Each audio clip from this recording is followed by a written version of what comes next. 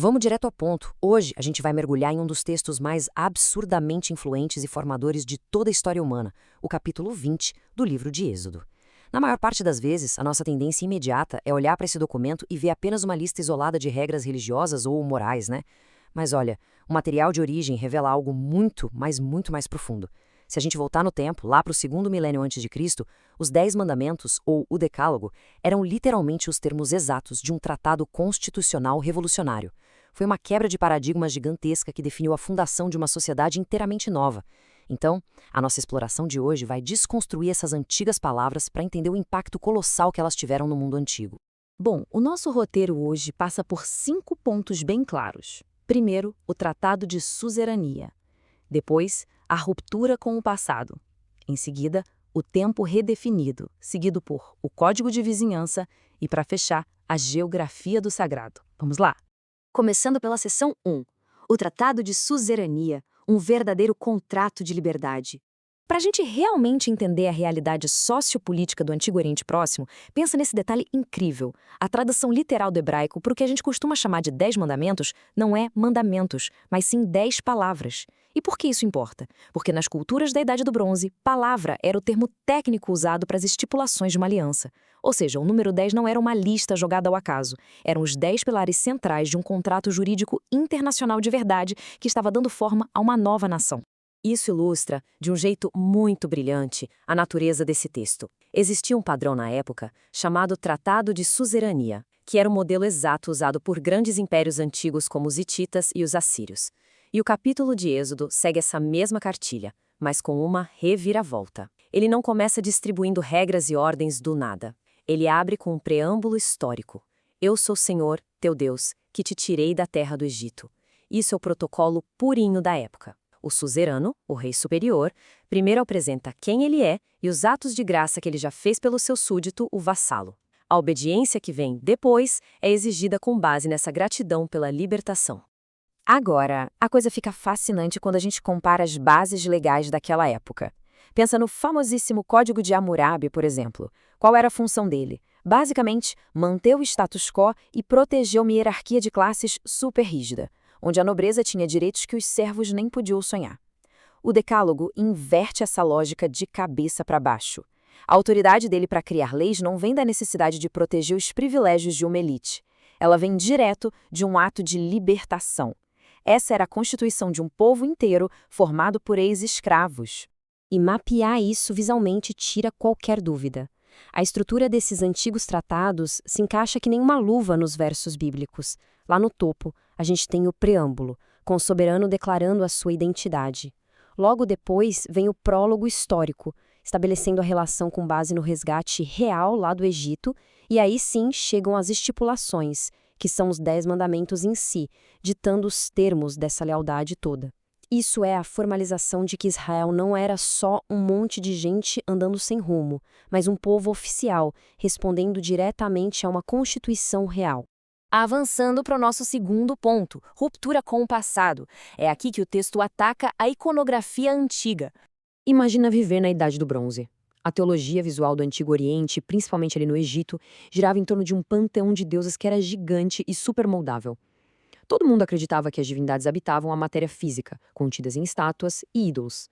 Daí, de repente, chega um documento exigindo monoteísmo absoluto e proibindo de vez qualquer criação de imagens. Isso devia parecer uma anomalia histórica bizarra na época. Ao proibir representações visuais, o código afirmava que Deus é sem forma e não pode ser manipulado ou colocado dentro de um objeto. Ele se revela só pela palavra, e isso era radical. O que nos leva à seção 3, o tempo redefinido, e a criação das primeiras leis trabalhistas da história. A coisa fica pesada em termos sociopolíticos quando as regras começam a falar sobre o uso do nome divino. Naquele contexto, saber o nome de um deus era meio que ter a senha cósmica daquela divindade. Permitiria que humanos usassem esse nome em rituais mágicos para conseguir vantagens. Então, proibir o uso do nome em vão foi uma trava de segurança essencial. Acabava com qualquer tentativa de manipular o divino para fins humanos e egoístas, garantindo que a base da relação fosse a submissão e não uma mágica de controle. Agora, o que é muito interessante de notar aqui é como o dia de descanso funcionava. A gente geralmente pensa no Shabat só como uma pausa religiosa, mas, olhando com lentes históricas, estamos vendo a mesmíssima coisa que a primeira lei de proteção ao trabalho que já existiu. Pense bem, lá do Egito, o tempo pertencia ao faraó, ponto final. A produção não parava, mas no Sinai, o tempo é arrancado do Estado e devolvido para a pessoa. E essa proteção não era só para o cidadão livre, ela cobria os trabalhadores de base, os servos, os estrangeiros e, pasmem, até os animais de carga.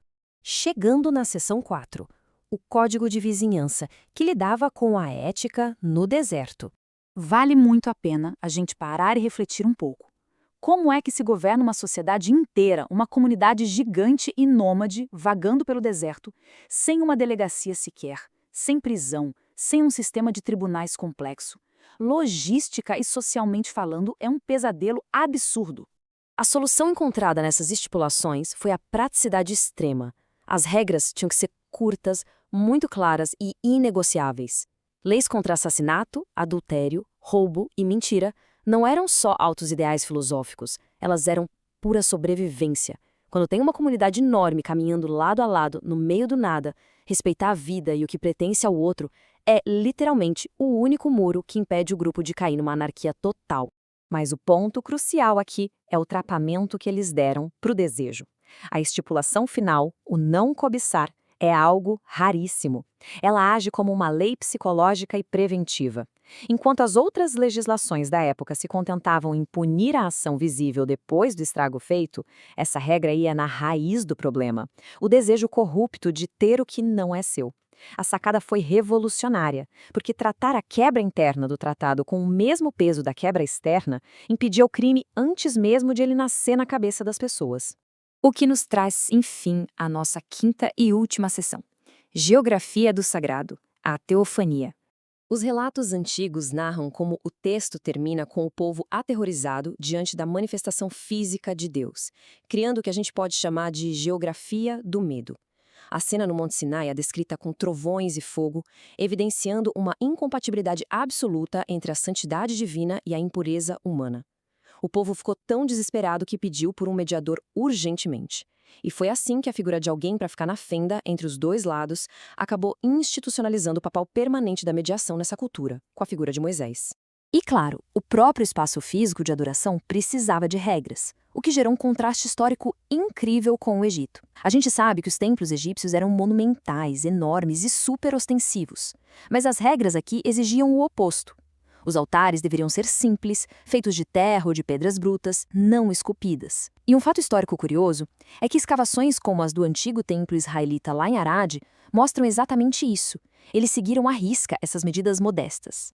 E sabe o porquê dessa exigência de usar pedras não polidas? O objetivo era manter todo o foco único e exclusivamente no ato do sacrifício. Se eles começassem a usar ferramentas artísticas na pedra, o altar em si corria o risco de virar um ídolo estético. Até os detalhes importavam. Por exemplo, em altares com degraus de épocas parecidas, como os que foram escavados em Megido, os oficiais precisavam usar vestimentas especiais, como calções de linho, para evitar qualquer exposição indevida ou falta de decoro a subir no altar. Tudo era voltado para a reverência e para a simplicidade extrema.